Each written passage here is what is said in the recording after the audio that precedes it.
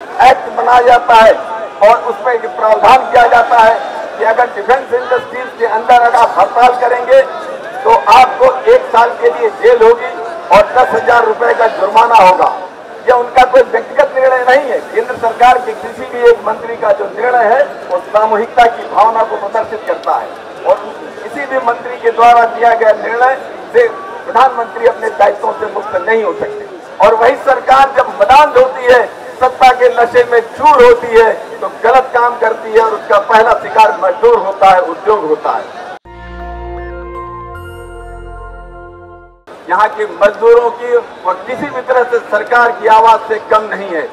उनकी आवाज की प्रतिध्वनि इस मजदूर आंदोलन में जरूर सुनाई देगी, यह मुझे पूरा विश्वास है।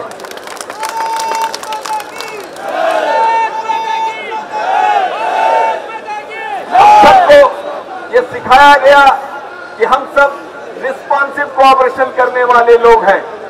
अगर सरकार कोई अच्छा काम करती है, हम उसका पुरजोर समर्थन करते हैं, पुरजोर स्वागत करते हैं, दिल से स्वागत करते हैं। और वही सरकार जब मदान होती है, सत्ता के नशे में चूर होती है, तो गलत काम करती है और उसका पहला शिकार मजदूर होता है, उद्योग होता है। आज हम सबके सामने चिंता है कि सरकार के साथ हमारी प्रत्यक्ष लड़ाई नहीं है, सरकार में बैठे हुए लोगों के साथ लड़ाई नहीं है। ये लड़ाई है उन लोगों के साथ जो सरकार के सलाहकार बने हुए, सरकार की नीतियों का निर्देशन करने वाले लोग हैं। और इन लोगों के साथ लड़ना है हम लोग को, उन तथाकथित बुद्धिजीवियों के साथ लड़ना है जो बताते हैं कि तुम 5 साल के लिए आते हो और चले जाते हो, हम 60 साल के लिए आते हैं या हम 6 महीने के लिए आते हैं, हम बहुत बड़े विशेषज्ञ। ऐसे लोगों की सलाहों के प्रति हमको लड़ना है। ऐसी एक लड़ाई, ऐसा ही एक उद्योग आपके बीच में फंसा हुआ है, डिफेंस इंडस्ट्रीज। आप जानते हैं, अभी आपने पिछले महीने अखबारों में पढ़ा होगा कि दुनिया का अगर सबसे बड़ा कोई एम्प्लॉयर है, भारत का नहीं, इस दुनिया के अंदर अगर कोई सबसे बड़ा एम्प्लॉयर है तो भारत सरकार का रक्षा मंत्रालय एम्प्लॉयर है। वो डिफेंस की आर्म फोर्सेस को और डिफेंस सिविलियंस को मिला करके बनता है। आज पूरी ताकत अगर लगा दें तो सारे एक तरफ होंगे और डिफेंस इंडस्ट्रीज और डिफेंस सेक्टर में काम करने वाले लोग एक तरफ होंगे। और कैसी परिस्थितियों से हम गुजर रहे हैं।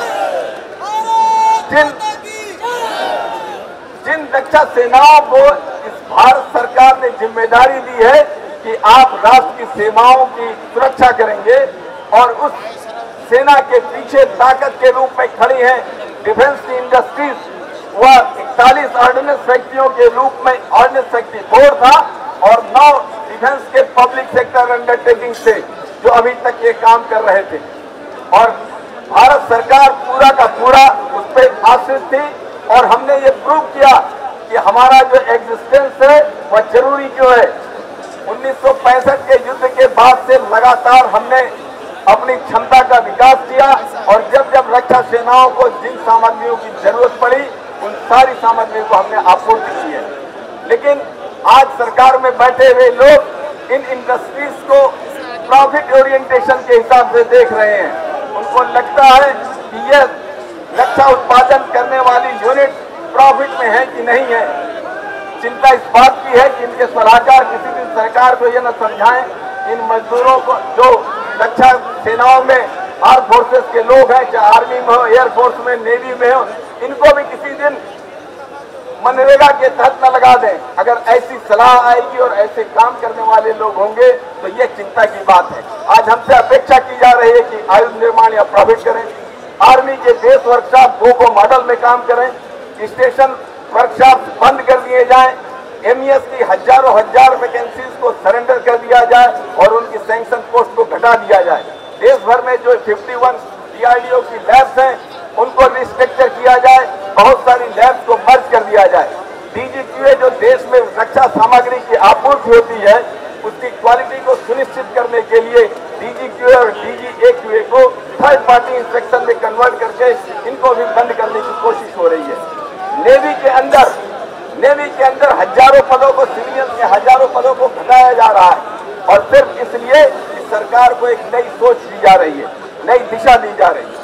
और इसी क्रम में जब कोविड आया, कोविड का इफेक्ट देखिए कि बहुत सारे लोग आज भी कोविड को बहुत बुरी तरह से याद करते हैं, और हम डिफेंस इंडस्ट्रीज में काम करने वाले लोग कोविड को बुरी तरह से याद करते हैं। जब माननीय निर्मला सीतारमण जी ने कहा आत्मनिर्भर भारत बनाना है, हम सबको लगा कि जरूरी है। 4 दिन तक उन्होंने लगातार घोषणाएं की। जब 5वें दिन 16 मई 2020 को उन्होंने आत्मनिर्भर बनाने की घोषणा की तो कहा कि देश की 41 आयु निर्माणियों का निगमीकरण कर दिया जाएगा, इनकी लिस्टिंग की जाएगी, MRO maintenance, repair and overhauling का काम, ये सारा का काम आउटसोर्स किया जाएगा। 220 वर्षों से जो आयु निर्माणियां इस देश की सेवा में लगी थी, उनको एक झटके में कारपोरेशन में बदलने का निर्णय माननीय निर्मला सीतारमण जी लेती हैं। यह उनका कोई व्यक्तिगत निर्णय नहीं है, केंद्र सरकार के किसी भी एक मंत्री का जो निर्णय है वो सामूहिकता की भावना को प्रदर्शित करता है, और किसी भी मंत्री के द्वारा दिया गया निर्णय से प्रधानमंत्री अपने दायित्वों से मुक्त नहीं हो सकते। और यहाँ से हमारी यात्रा शुरू होती है। आयु निर्माणियों को बचाने के लिए हमने प्रयास शुरू किया और हमने नोटिस दिया 4 अगस्त 2020 को कि हम 12 अक्टूबर 2020 को हम स्ट्राइक पे जाने वाले हैं। स्ट्राइक पे जाएंगे और उस मामले में हमने स्ट्राइक में कंसिलिएशन पे गए। भारत सरकार बहुत चालाकी करती है। कंसिलिएशन में हम जब रोकते हैं मामले को और हम विरोध करते हैं तो लेबर मिनिस्ट्री कंसिलिएशन को एक तरफा फेल्योर ऑफ कंसिलिएशन की रिपोर्ट भेज देती है, और जब हम तुरंत उसके दूसरे दिन हम हड़ताल की नोटिस देने वाले होते हैं तो भारत सरकार एक काला कानून बना करके लाती है, और कानून बनाने से पहले उसको अध्यादेश के रूप में लाती है, EDSA के रूप में, एसेंशियल डिफेंस सर्विसेज एक्ट बनाया जाता है, और उसमें एक प्रावधान किया जाता है कि अगर डिफेंस इंडस्ट्रीज के अंदर अगर आप हड़ताल करेंगे तो आपको 1 साल के लिए जेल होगी और 10,000 रुपए का जुर्माना होगा, और आप अगर उस हड़ताल का समर्थन करेंगे तो आपको उससे ज्यादा की जेल होगी और उससे ज्यादा का जुर्माना किया जाएगा। ट्रेड यूनियन के सामने एक नई तरह की चुनौती आती है, और इन नई चुनौतियों के बीच में एम्पावर्ड ग्रुप ऑफ मिनिस्टर्स निर्णय करता है 41 व्यक्तियों को निगम में बदल दिया जाए, और यह काम पिछले साल अक्टूबर से कर दिया जाता है। हम सब भारतीय मजदूर संघ के कार्यकर्ता हैं, आपके दिशा निर्देश पे वो काम करते हैं। आपने हमको सीख दी कि संवाद से संघर्ष तक की यात्रा करनी है। हमने संवाद भी स्थापित किया रक्षा मंत्रालय के अंतर्गत, सड़कों पर उतर करके हमने संघर्ष भी किया, और उस संवाद और संघर्ष के बीच में हमने EDSA के खिलाफ हाई कोर्ट दिल्ली के अंदर मुकदमा कायम किया। सुप्रीम कोर्ट में हम गए, सुप्रीम कोर्ट से फिर वापस हमको हाई कोर्ट भेजा गया, और इसी कॉर्पोरेशन के अगेंस्ट में भी हमने हाई कोर्ट में मुकदमा कायम कर रखा है, और 18 तारीख को कल के तारीख में हमारे मुकदमे की अगली सुनवाई होनी है। इन परिस्थितियों में हम सबको काम करना है, लेकिन चिंता इस बात की नहीं कि कारपोरेशन बनाया जा रहा है। मैं 2 मिनट में अपनी बात खत्म करना चाहूंगा।